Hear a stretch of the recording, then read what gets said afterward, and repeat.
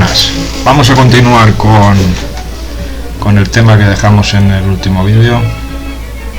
Decíamos que había habido una operación militar por parte de las autoridades que habían rodeado el pueblo.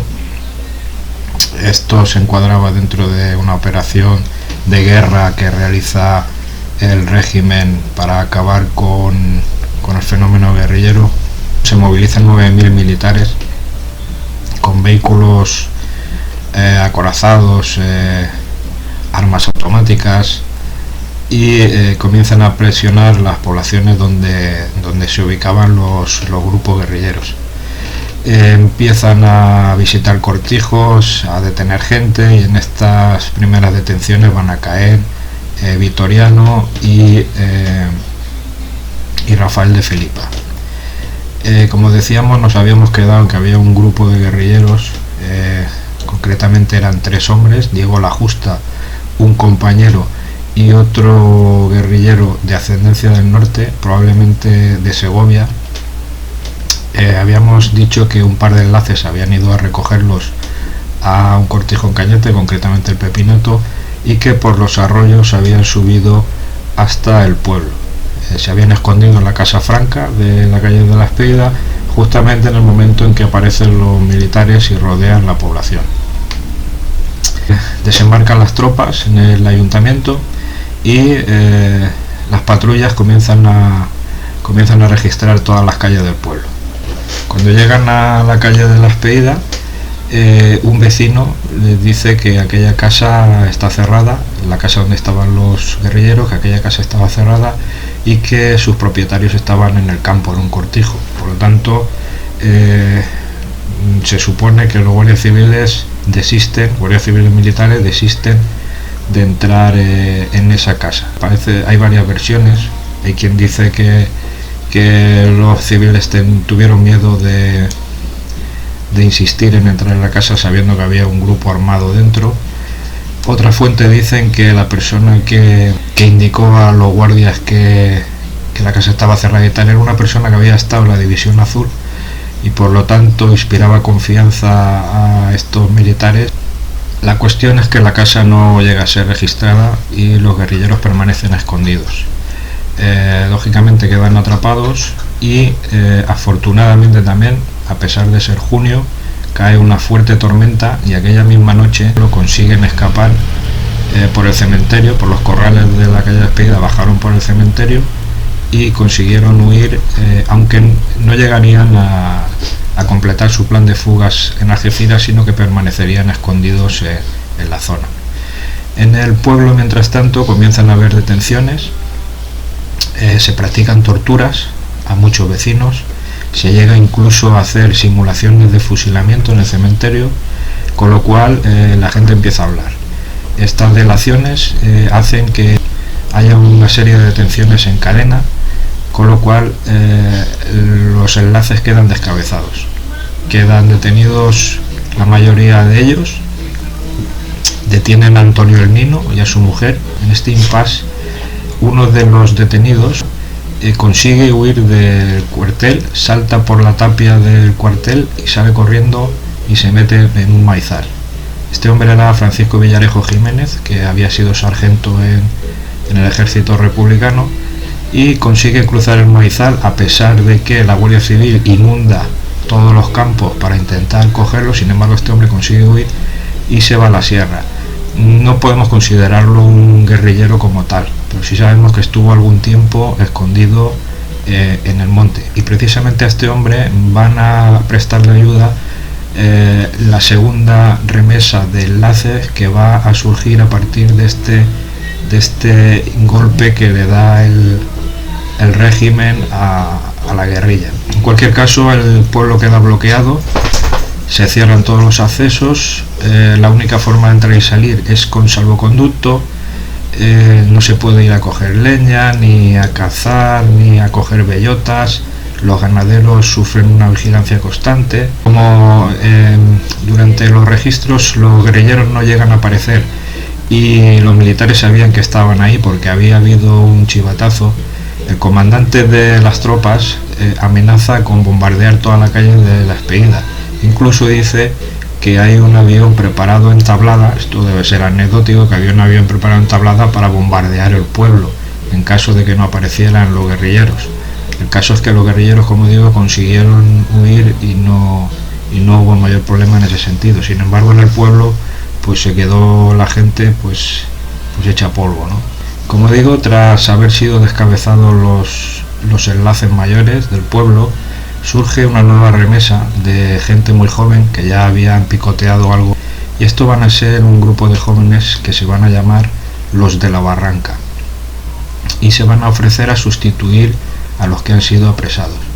Estos chavales, como digo, le van a ayudar en principio a Curro, que estuvo unos días en el monte, y los nombres de estos muchachos son Salvador Mateo, Felipe y su hermano Rafael Mellado, que eran los de Felipa, Manuel Perujo Mateo, Frasquito Pedro, Salvador de la Ramira, Pedro Capitán, Juan Lozano, Diego Sánchez el Tormenta, que llegaría a ser guerrillero, Antonio Belmonte y Cristóbal Bermúdez, Tobalito, de la familia también de la Torrejona, muy castigada en la guerra, y sobrino de Vitoriano. La organización de este grupo de jóvenes se achaca a Curro Ponce, Curro el Arriscao, ya que este hombre siempre estuvo muy relacionado con las juventudes socialistas y los conocía a todos. Lo va a liderar Miguel Villarejo, el de Guardacalle, que además se va a encargar de poner los nombres de guerra a estos chavales, nombres tan extraños como el Caballero de la Blanca Luna, el Pentapolín, Alifanfarrón, Pierre Papin, es decir, nombres algo extraños para la época. Estos jóvenes comienzan a hacer su trabajo en un ambiente muy represivo, empiezan con Curro, pero luego van a seguir la dinámica de las estafetas y apoyar a los grupos que no solo fueron el de Diego La Justa y el de Rubio Brecias, vinieron otros grupos también, como el del Rata, el de Cara Sucia. En fin, estos chavales se prestaron en ese momento a continuar con el trabajo de sus mayores. En 1947 son asesinados el coronel Milán del Bosch y un empresario importante en Granada, y esto va a ser el punto de inflexión que va a colmar el vaso y la paciencia del régimen. Como ya se ven libres del tema de los aliados, van a incentivar el ataque a la guerrilla. Se van a decretar nuevas normas, se van a dar premios de 1000 pesetas y un mes de permiso al guardia que consiga matar a un guerrillero.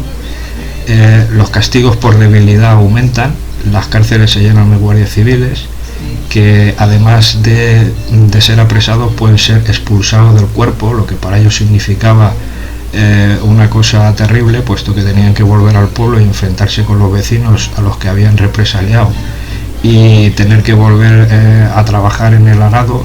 El miedo a los mandos crece más que incluso el miedo a los guerrilleros, es decir, tenían más miedo a sus mandos que a los guerrilleros. De hecho, en Extremadura se llega a fusilar a 3 guardias civiles por haber permitido que un grupo de guerrilleros les quitara la ropa y se rieren de ello, ¿no? De hecho, de las 683 muertes de guerrilleros que hay en 1945, en 1947 se superará el número de 1109 guerrilleros muertos. Durante el franquismo se detuvo a 20.000 enlaces en toda España. Los ataques comienzan a centrarse en los enlaces porque ven que sin el apoyo de los enlaces los guerrilleros caen más fácilmente. Crecen los chivatazos y las contrapartidas comienzan a trabajar, aunque ya estaban desde 1942, las contrapartidas se incrementan a partir de este año. Bajo el mando del teniente coronel de la Guardia Civil, Limia Pérez, se fomenta el tema de las contrapartidas.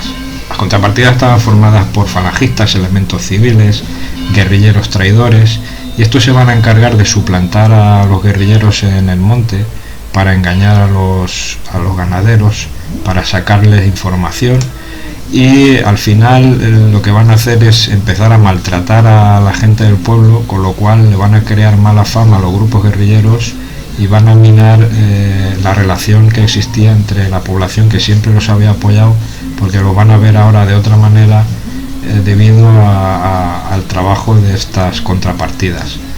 En la cueva se dio un caso bastante triste con el tema de las contrapartidas, cuando en la Sierra de las Pilas un grupo de estos guardias civiles disfrazados llegaron a la choza de unos pastores, de Antonio Perujo y de Salvador el Pildoro, y les pidieron comida y ayuda. Claro, los hombres se veían presionados entre si eran guerrilleros, no se le podía negar porque tenían armas, y si no lo eran, pues ¿qué fue lo que ocurrió? Pues los ayudaron y acabaron en prisión. Acabaron en el penal de Santa María los dos.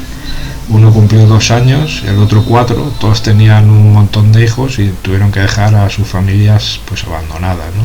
Durante el juicio del recluta, del que hablaremos más adelante, también saldrá a relucir una relación que hubo entre una contrapartida, concretamente un capitán de la Guardia Civil disfrazado de guerrillero, que estuvo presionando a Juan Blanco y su familia, porque la zona donde tenía Juan Blanco el Cortijo Nuevo, está muy cerca de Piedra de Molino, y les socavaban información, sobre todo de los aljibes, porque además de la comida, el agua también era un problema importante para los guerrilleros, y querían conocer los puntos de agua para poder tenderles trampas y emboscadas a la hora en que fueran a hacer la aguada. Bien, pues este grupo de los de la Barranca continúan apoyando a la guerrilla hasta que en 1948 ocurre un suceso. En 1948 son detenidos Cristóbal Bermúdez y Belmonte.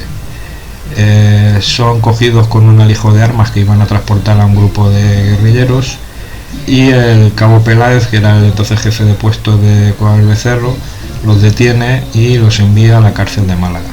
En la cárcel de Málaga van a ser torturados, apalizados, y el teniente coronel al mando del cuartel de Málaga decide aplicarles la ley de fugas. Para aplicarles la ley de fugas, lo que se hacía era enviarlos al pueblo o a la zona donde ellos solían estar, para justificar la muerte por tiroteo en cualquier sitio, como que estaban huyendo de una incursión. Entonces estos chavales, Belmonte y Tobalito, estaban en el cuartel de la cueva, y los guardias ya estaban dispuestos con el armamento para salir a aplicar la ley de fugas, cuando de pronto llegó una contraorden de un mando importante de la Guardia Civil que suspendía el fusilamiento, y esta contraorden se le achaca que tuvo algo que ver el Pampa. El Pampa organizaba cacerías para mando de la Guardia Civil y gente importante, y pudo ser que gracias a sus contactos consiguiera evitar la muerte de estos dos muchachos, que pasarían una buena temporada en la cárcel. En noviembre de 1945 va a caer Ramón Vías, aquel mando de la guerrilla que se había infiltrado desde Argel y que en ese momento era el jefe del 6º Batallón de Málaga. Y en mayo de 1946 es detenido Gómez Acebo, que fue el que lo sustituyó. Los dos van a ser fusilados. Con ello la actividad guerrillera va a ir decayendo, hasta que en 1948 Stalin va a dar la orden de detener la lucha armada en España. En 1948 ya habían muerto los guerrilleros cueveños, Tormenta, Ramón, el Recluta, y la actividad política va a decaer también, hasta el punto de que va a pasar al exilio y no va a regresar organizadamente al país hasta 1977. El final de la guerrilla se puede comenzar a establecer en 1947, cuando el ministerio va a incrementar el presupuesto en 1.000 millones de pesetas, y con este dinero se va a encargar a los coroneles Montes de Oca en Málaga y a Limia Pérez en Granada la operación para acabar definitivamente con la guerrilla. El 6º batallón llegó a tener 120 hombres, hasta que van cayendo poco a poco, y en 1949 van a caer por fin los grupos de Fermín Galán y el de Diego La Justa, como ya se dijo en su momento. Caerán también ese año el grupo de los Pataletes de Álora, caerá el grupo de Cara Sucia, que ya era de 3 o 4 componentes nada más, y finalmente en 1950 habrá una emboscada importante en Algatocín, donde van a caer hasta 7 guerrilleros en un cortijo donde se habían emboscado 8 guardias civiles en el techo del cortijo, y los tirotearon a los guerrilleros cuando cuando estaban cenando tranquilamente mientras se disponían a fugarse hacia Algeciras. En 1951 el partido llama a Madrid a los jefes guerrilleros Francisco Sánchez Paquillo y Juan José Muñoz Lozano Roberto. Estos van a ser detenidos en Madrid, siempre normalmente por delaciones, por chivatazos, van a ser detenidos en Madrid y Roberto se va a convertir en el mayor traidor de la guerrilla.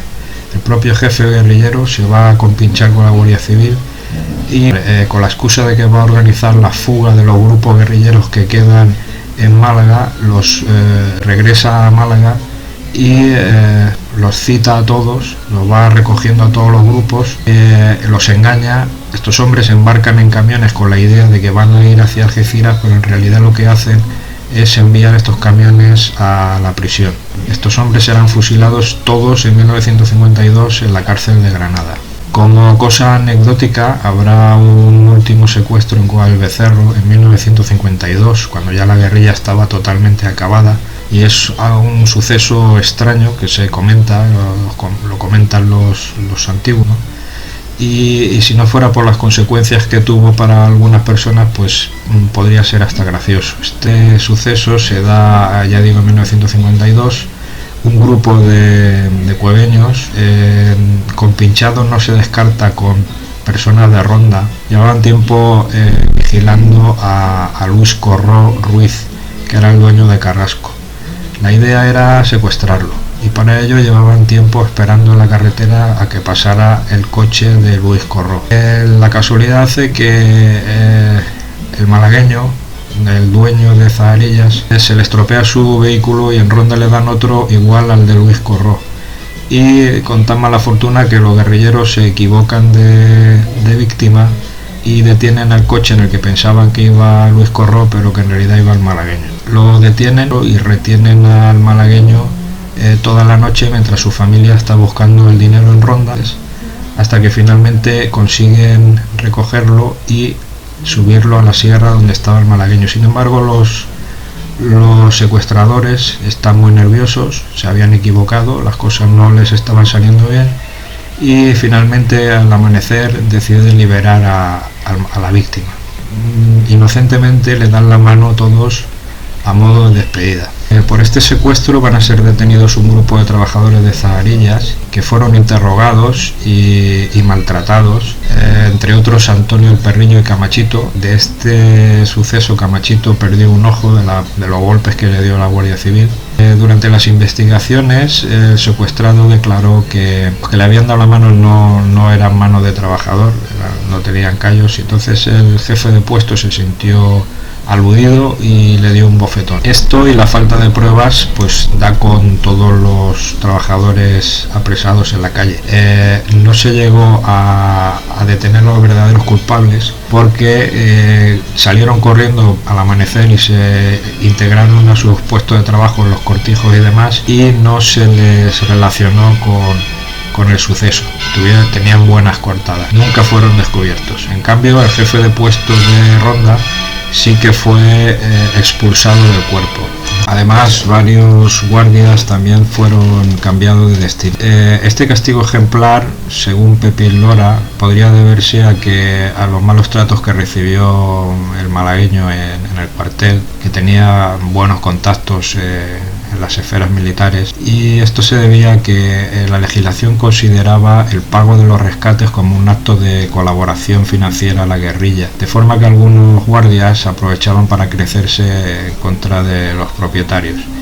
El caso es que el castigo fue ejemplar y es un suceso que se quedó en el imaginario colectivo. En realidad, de no ser por las lesiones que se llevó Camachito, pues fue una cosa anecdótica. Bien, comenzamos entonces ya con lo que son la biografía de los guerrilleros cueveños. Empezamos por Frasquito Belmonte. Frasquito Belmonte, Francisco Rosado Niebla, nació en 1922. Era un hombre de corta estatura y fue de los pocos guerrilleros que sobrevivió. Llegó a morir en su cama, ¿no? Comenzó en el grupo del Rata en 1945, estuvo algún tiempo con el Rubio, y en 1947 pactó su entrega mediante el capitán Bonilla, que era el dueño de las pilas, que había sido capitán de la Guerra Civil y conservaba su título a modo honorífico, y este hombre le ayudó, le hizo intermediario para que se entregara. Cuando Belmonte se entregó, estuvo preso en Guadalajara y en Toledo, y finalmente, cuando cumplió la condena, se marchó a Valencia y no volvió al pueblo, suponemos que para evitar la sospecha de los vecinos, porque como se había entregado, pues igual pensarían que podría haber delatado a alguien, ¿no? Otro guerrillero de la zona fue Frasquito Martín, Francisco Martín Perujo, que nació en 1905. Este hombre pasó 3 años en el frente de Madrid, llegó a tener la graduación de teniente con méritos de guerra, participó en varias acciones de guerra importantes, volvió al pueblo y cuando volvió se escondió en su casa. También protagoniza un suceso conocido en el pueblo cuando el cabo Peláez y otro guardia, buscándolo en su casa, estuvieron pinchando con una horca en el pajar donde estaba escondido precisamente Frasquito, con la suerte de que no llegó a alcanzarlo. Finalmente Frasquito se echó a la sierra en 1945 junto a su hermano Antonio, que era muy joven. Participó en el grupo del Rubio Brecias, estuvo actuando junto al recluta. En octubre de 1949, cansado, entregó en 1949. Se le condenó a 12 años y estando en la cárcel de Málaga se intentó suicidar, se lanzó desde los corredores al patio interno de la cárcel. No llegó a matarse, sino que se provocó unas lesiones importantes que obligaron a soltarlo. No llegó a cumplir la condena, lo soltaron malherido y pasó el resto de su vida con unos fuertes dolores de cabeza y prácticamente medio ciego, ya que casi perdió la vista. Su hermano, Antonio Martín Perujo, conocido como Perujo, que nació en 1927, hermano de Frasquito, se echó a la sierra con él en 1945. Se tiene poca información de este hombre, de su actividad. Se sabe que fue apresado en 1946 y se sabe también que compartió celda con el recluta la noche antes de que lo fusilaran al recluta, y sabemos que Antonio fue fusilado en Málaga a la edad de 21 años. Otro guerrillero, ya más importante, es Ramón Rosado Ponce, conocido como el Ramoncillo o el Moreno. Nació en 1925 y fue asesinado en 1948. Ramón era jornalero, estuvo mucho tiempo como enlace.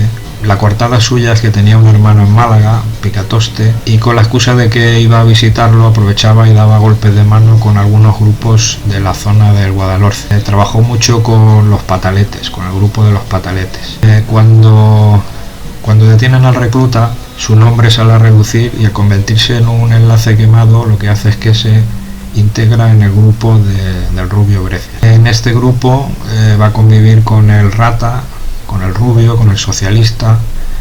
Al principio, como a todos los iniciados, le dan un arma blanca hasta que no se gana la confianza y finalmente ya le dan un arma de fuego. Con los pataletes participará en varios secuestros. Cuando ya el Rubio Brecias cayó, formó pareja con Carasucia, Salvador de Coín. Estuvieron los dos juntos. Su hermano Picatoste le quiso dar protección y Ramón se fue a Málaga con su hermano. Sin embargo, estando en Málaga fue detenido. Lo llevaron a la cárcel y, como hicieron con Tobalito y con Belmonte, se lo llevaron en este caso a Álora, para aplicarle la ley de fugas. Y allí fue asesinado en Álora el 11 de octubre de 1948. Diego Sánchez Ortega, el Tormentas, quizás el más conocido de los guerrilleros cueveños, nació en 1928, perteneció al grupo de los de la Barranca, como ya se ha comentado. Este hombre nació en Govantes. Su padre fue fusilado 2 veces y la segunda vez fueron a buscarlo a su casa y lo volvieron a fusilar. Esta situación provocó en Diego un sentimiento importante de revancha y estaba obsesionado desde niño con ser guerrillero. De hecho, antes de cumplir los 18 años llega a vendar una pierna y engaña a un par de amigos, a Rafael de Felipa y a Belmonte, para que se lo lleven al Rubio Brecias a Piedra de Molino. Se lo presentan al Rubio y Diego dice que ha sido herido mientras intervenido en una actuación con Diego la Justa. Los hombres del Rubio no se fiaban de cualquiera y el recluta le pidió que se quitara la venda. Al ver que había sido mentira, pues intentan matarlo. De hecho, si no es por Rafael de Felipa, el Recluta estaba dispuesto a pegarle un tiro y a tirarlo por una sima. Finalmente, cuando cumplió los 18 años, en 1946, estaba trabajando en la Colá y le quitó la escopeta al hijo del dueño de la Colá, encañonó al hijo y a 2 trabajadores y se lo llevó a la sierra, a Mojongordo. Lo secuestra, solicita un rescate y le llevan 10.000 pesetas. Con ese dinero vuelve al pueblo y se esconde. Finalmente le ponen en contacto con el Rata y el grupo del Rubio. Se integra en la guerrilla y recibe el nombre de Guerra de Joaquín. En octubre de 1948, Salvador de Coín, cara sucia, que era el que estaba sustituyendo al Rubio, manda a Diego en una operación a esperar a un enlace que tenía que venir con cargamento de armas. Como la zona era en la cueva y era su pueblo y la conocía, pues decide ir solo. Se aposta en la zona de las Majaillas, en un agujero, un refugio que actualmente se conoce como la Cueva del Tormenta, y ese lugar solamente lo conocía su madre María y un enlace amigo suyo que suponemos que podía ser Ramón, que todavía no había sido descubierto. El caso es que esperó allí unos días Diego a que viniera el enlace a traerle las armas que ya habían sido pagadas, y un día el enlace de Diego aparece y le dice que se ha enterado por un familiar que el que tenía que venir con las armas se ha llevado el dinero y se ha marchado a Barcelona. Sin embargo, Diego no acaba de creerlo y se queda unos días más esperando en su refugio. Finalmente es descubierto, no se sabe muy bien si fue una delación. La Guardia Civil dice que lo vio con los prismáticos, aunque esto es poco creíble, seguramente alguien lo delató. Y se juntaron dos puestos de la Guardia Civil, el de Cañete y el de la Cueva. Como Diego ofreció resistencia, no se iba a entregar y estaba armado, Serafín Becerra, que era el alcalde del pueblo, convenció a su madre y fueron a solicitarle a Diego a la puerta de la cueva que se entregara. Finalmente Diego, escuchando a la madre y la falsa promesa del alcalde, pues salió de la cueva y se entregó. En cuanto lo llevan al cuartel, le dan una terrible paliza. De hecho, un familiar que consigue entrar para llevarle algo de comida lo ve sentado en el centro del patio del cuartel en una silla, atado y con la cara completamente destrozada. De ahí se lo van a llevar a Málaga, y en Málaga será torturado por un profesional, el sargento Mesa, sargento de la brigadilla político-social de la Guardia Civil. Dicen que incluso le llegaron a arrancar las uñas. Después de estar allí una temporada, lo vuelven a traer al pueblo para aplicarle la ley de fuga, o como harán con Ramón más adelante. Y el 11 de octubre de 1947 se lo llevan a la Edecilla, en Ortejican, y allí va a morir por impacto craneal de bala. La muerte se le achaca a un guardia civil al que se le apodaba Conejo. El cadáver de Diego se subió a un carro y se llevó al cementerio de Cañete, la parte civil del cementerio de Cañete, y allí fue enterrado con 19 años de edad. Otro guerrillero muy importante, muy conocido, fue el Recluta. El Recluta se llamaba Rafael Bermúdez Rosado y nació en 1923. Él era familia de los Bermúdez también, pues era sobrino de Vitoriano, hijo de Juan Liebre, era el quinto de 6 hermanos. En su juventud, cuando le tocó hacer el servicio militar, fue destinado al regimiento Pavía número 7. Ahí habían servido muchísimos vecinos del pueblo. Y estando allí en el regimiento, decide alistarse en la División Azul. Amigo Tobalito decía que el Recluta se fue a la División Azul con la intención de pasarse a Rusia, al bando soviético. El caso es que es herido en combate ahí en Rusia y es traído de nuevo a la península.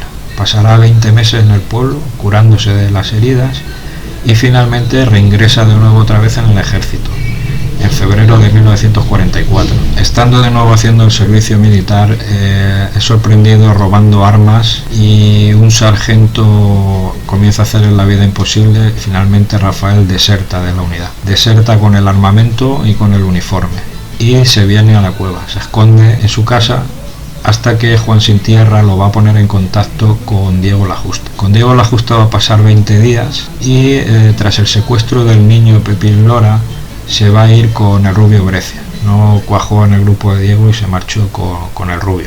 Parece que hubo problemas ahí porque según dijo el Recluta en el juicio, le habían ordenado matar al niño y él se negó y por eso se peleó con Diego. Pero bueno, esto tampoco está probado. El caso es que coincidió en el grupo del Rubio con Belmonte, con Ramón y con el Tormenta. El recluta era un tipo alto, era ágil, era un tío que tenía valor, era muy activo, aunque algunos dicen que era algo fantasioso. La Guardia Civil lo conocerá como el Divisionario. Estuvo siempre con el Rubio, de hecho estaba con él cuando lo mataron, con el Rubio. Cuando este cayó, siguió solo, volvió a la cueva y su hermano le preparó la huida hacia Algeciras para sacarlo de España. Como no tenía dinero, hizo un atraco en Lozanillas y se llevó 9.000 pesetas. Con ese dinero pasa el estrecho, lo recibe Juan Sin Tierra, el PSOE le da trabajo de albañil y está una temporada en Tánger. Juan decidirá marcharse a Francia, el recluta se quedará solo y finalmente va a regresar de nuevo a la península. No está muy claro si fue engañado, porque en el puerto de Tánger solían haber guardias civiles que estaban pendientes de estos temas. El caso es que Rafael embarcó en una barcaza que fue remolcada junto con otros 2 exguerrilleros y entraron en el muelle de Algeciras. Una vez en el muelle desengancharon la barcaza y continuaron a remo, y a la hora de tomar tierra fueron descubiertos por la Guardia Civil. No se sabe si lo estaban esperando ya, y son detenidos recluta, otro compañero y un guerrillero que se llamaba Dos Duros. A Dos Duros le van a meter 25 años de cárcel, y él, como tenía otras causas pendientes, se lo van a llevar. Primero estará en San Roque y después irá a Málaga. En la cárcel le van a prometer el perdón. Como había sido divisionario, se le iba a atenuar la pena. El caso es que el recluta comienza a hablar, comienza a delatar a todos sus conocidos. Encima le ponen un cura que está día y noche con él, sacando la información. Finalmente, a consecuencia de toda la información que pasa el recluta, van a ser detenidas 109 personas, directa o indirectamente. Todas esas detenciones suponían pues cárcel o incluso pena de muerte, ¿no? Esta noticia va a llegar a la cueva, la gente se va a indignar, los vecinos se van a indignar al saber lo que estaba haciendo el recluta, y el recluta confiesa tener un arsenal de armas en Piedra de Molino, de forma que la Guardia Civil organiza una expedición y lo traen atado al cuello y lo traen al cuartel de la Guardia Civil. Ahí le dan una paliza y vuelve a hablar de 2 o 3 ganaderos que también son detenidos. Finalmente suben a Piedra de Molino y no encuentran las armas. Se dice que las armas habían sido ya recogidas por Ramón, que enterarse de que venían a buscarlas se las llevó.